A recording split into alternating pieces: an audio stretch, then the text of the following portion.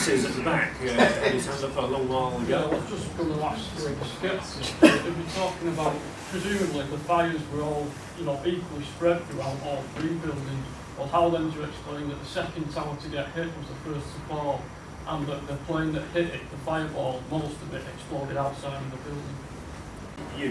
I'd just like to make a statement that when Paul gave his presentation and he mentioned he discovered thermite this morning, I was shocked and confused, because when I researched 9/11, I instantaneously came across thermite very quickly.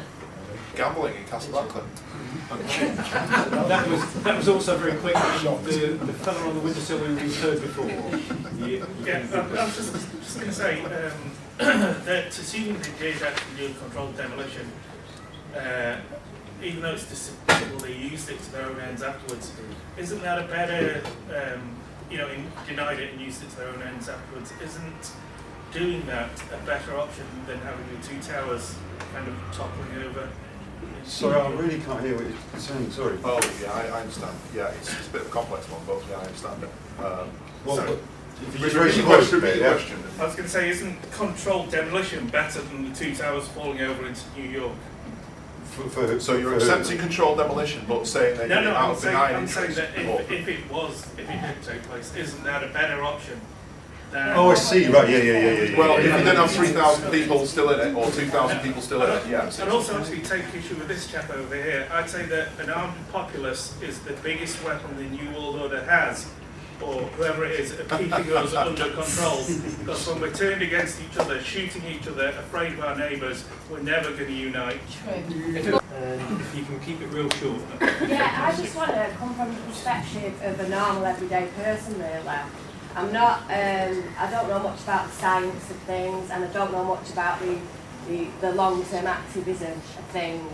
I agree the war's illegal, but what I've noticed in the everyday working class people, why 9/11 is so important, and I also agree with the lady with the pink hair who's in America, that yeah, it's a little thing, and people are overlooking the massive things that are going on, but I've noticed the change in working class people because of 9/11, that they're so scared of terrorism that before the war, that all of a sudden the government that they've known have been having them over for so long, they're now giving up and letting them take the liberties, letting them take the rights. And that's why 9/11 is so massive. And that's why everybody who believes either side needs to go away and needs to research for themselves. That's all they need to do. And the picture's massive. Just like the guy with the camera said, the picture goes bigger and bigger and bigger. And the more you research it, the bigger it gets. Just do it for yourself. You at the front, but then I'm going to close the questions from I'll be very quick. I just find it morally repugnant that no one yet has mentioned the fact that Muslim fundamentalist murdering terrorists, 19 of them, most of them from Saudi Arabia, flew a plane full of fuel and murdered over 3,000 people in America.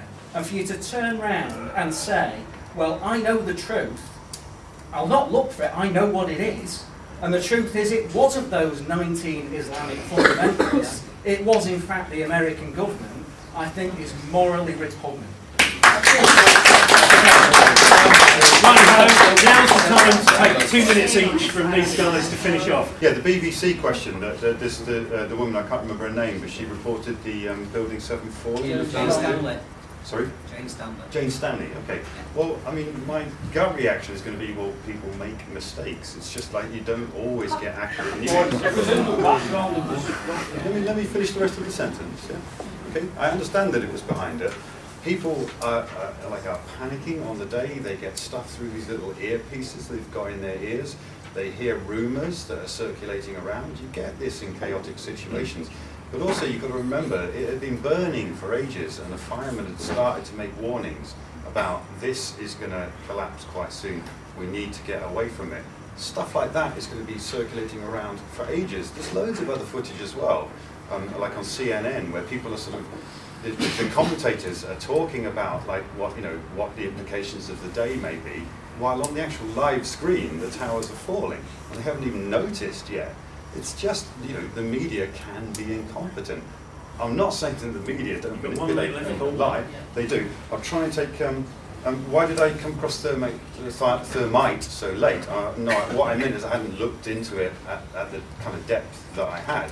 I'd already sort of heard some information about it, but I hadn't sort of done the really, really sort of last-minute thorough research that I did for this.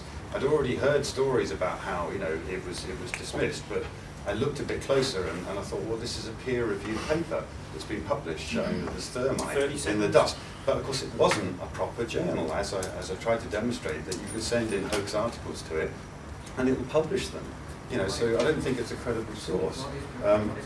Okay, lopsided is absolutely brilliant. Yes, if I was the one doing the controlled demolition to bring down the towers, I would do it so that they fell sideways, and there was even more fucking chaos, and they didn't.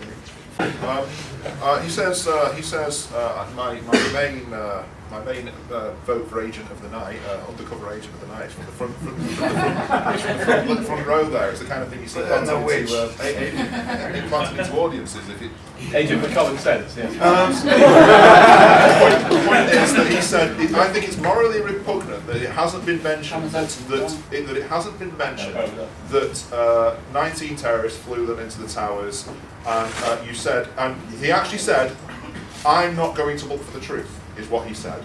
And he was referring to me as an advocate of that position, okay? I did look for the truth, and I went through various phases. I started off at 90% after I just saw the towers collapsing, and then I went to 99, and then I went to 99.9, and I went through several phases looking at more and more evidence, and eventually I just said to myself, look, this has to be the correct answer, controlled demolition. I'm no longer looking for the answer because I know it. I think there was other things that I wanted to get to, but that's the main rebuttal. It would also be deceptive of me to say 19 people did it when I don't believe 19 people did it. So it's morally repugnant that he should suggest that I should be advocating that when I don't believe it. He's advocating disingenuity. Thank you. Okay, that was fantastic.